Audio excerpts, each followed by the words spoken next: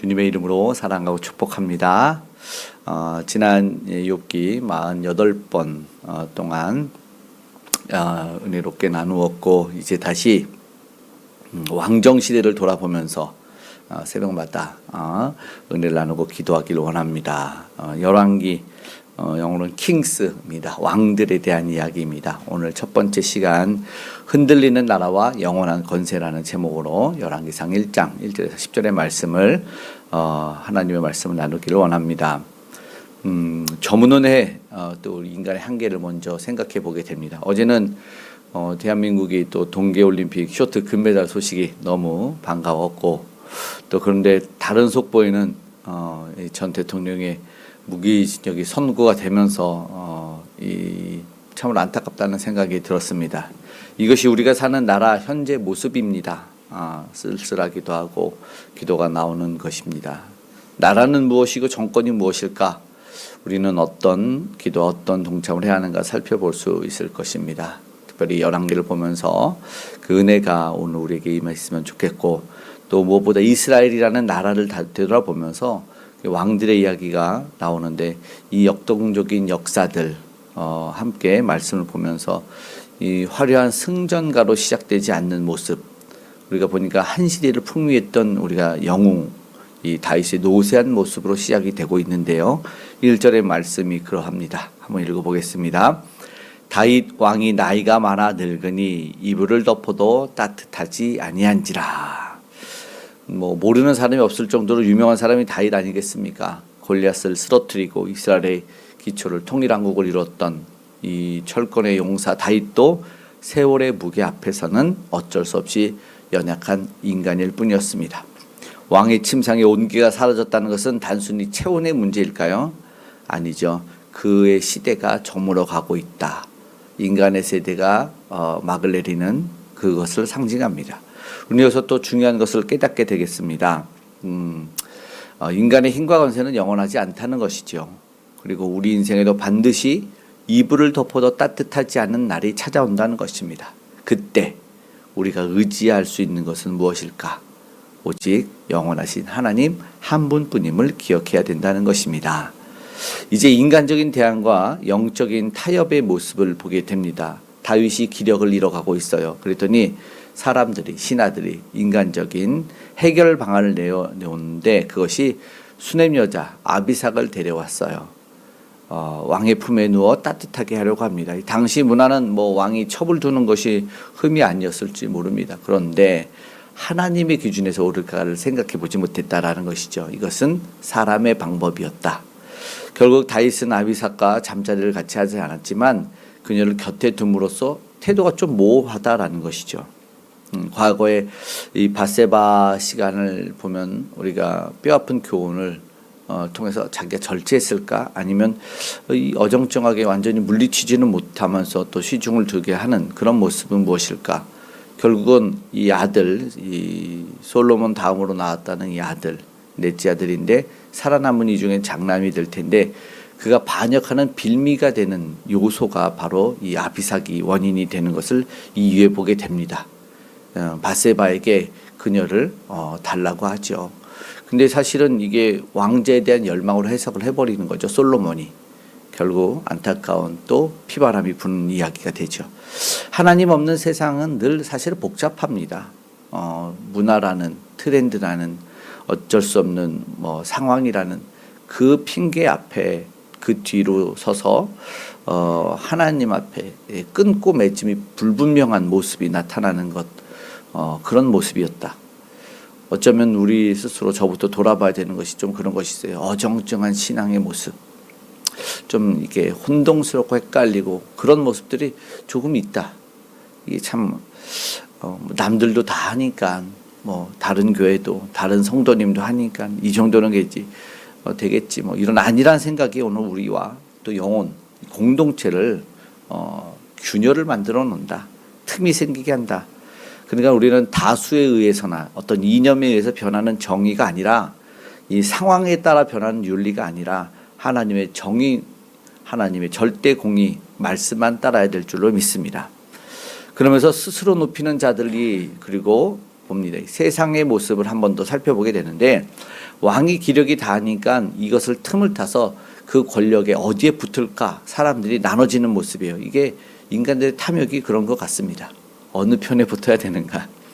다윗의 아들 아도니아가 등장을 했습니다. 그런데 그가 5절에 보니까 뭐라고 하냐면 스스로 높여서 이르기를 내가 왕이 되리라 선언합니다.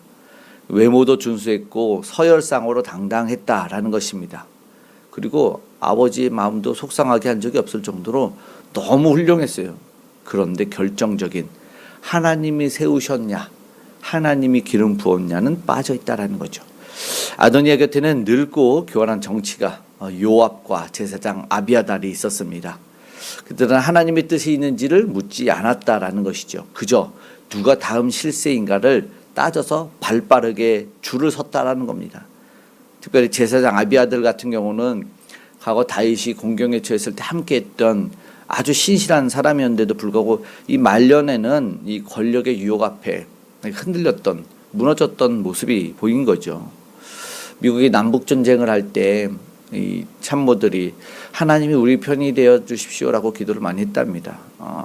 그런데 링컨 대통령이 나는 하나님이 우리 편이 되려고 기도하지 않고 오직 내가 하나님의 편에 서 있기를 날마다 점검합니다. 기도합니다. 라고 유명한 말을 남겼다는 것이죠. 참으로 맞는 말인데 이게 잘 안 됩니다. 그냥 내가 무엇을 하든 하나님이 내 편만 되어주면 된다. 오늘 우리는 하나님 편에 하나님의 뜻에 따라갈 수 있기를 간절히 소망하고 기도하기를 원합니다.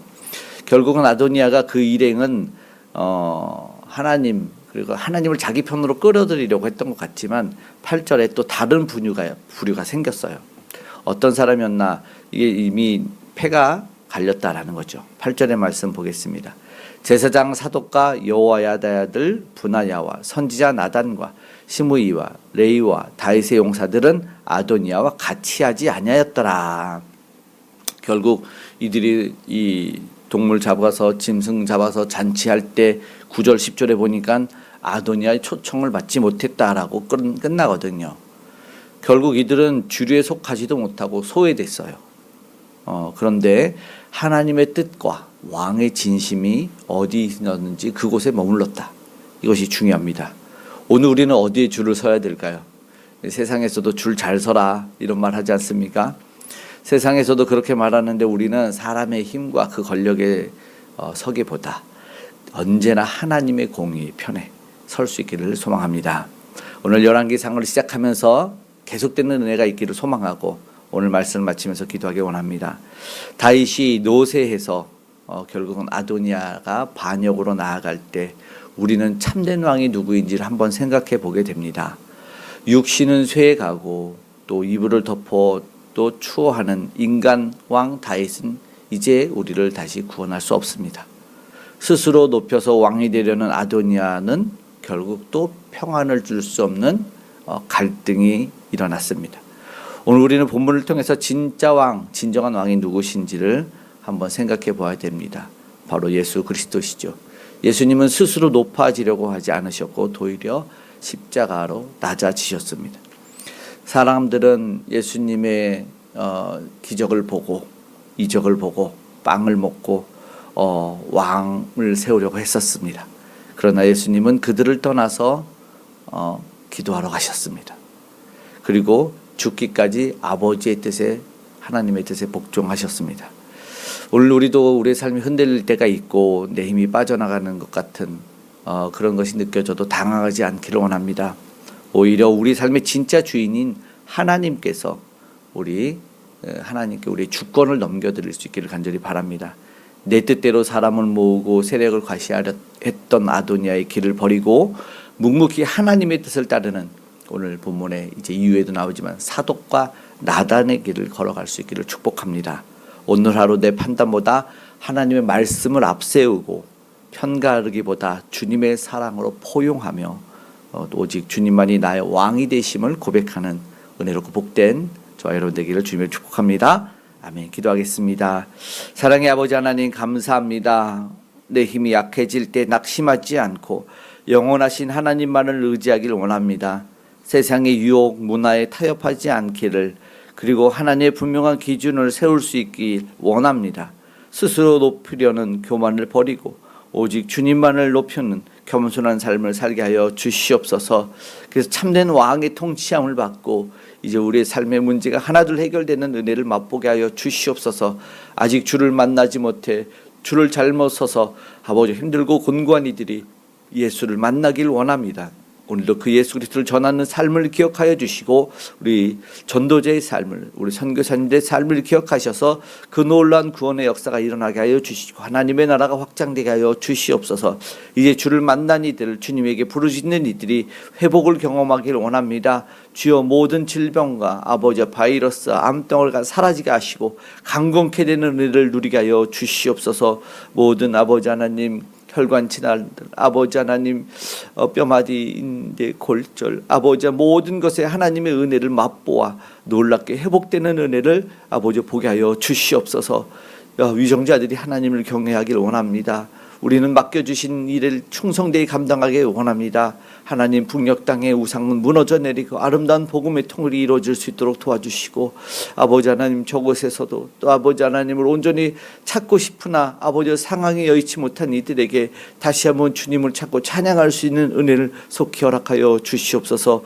오늘도 곤고한 이들을 찾아가 위로하시고 아버지 외롭지 아니하도록 함께 하시는 동행하시는 은혜의 주님을 만나게 하시고 우리 특별히 귀한 다음 세대들이 아버지 하나님 그 영혼이 메마르지 아니하도록 아버지 추워지지 않도록 인생의 따스함을 경험할 수 있도록 우리 주님 만나주시고 함께하여 주시옵소서. 우리 기도에 응답하여 주시고 일터의 가정의 산업의 현장에 동행하시는 크신 은혜를 맛보는 우리가 되게 도와주시옵소서. 오늘도 우리 주님을 높이며 만왕의 왕이신 예수 그리스도를 따라가는 우리 되게 하여 주시옵소서. 감사드리며 고마우신 예수님의 이름으로 기도드리옵나이다.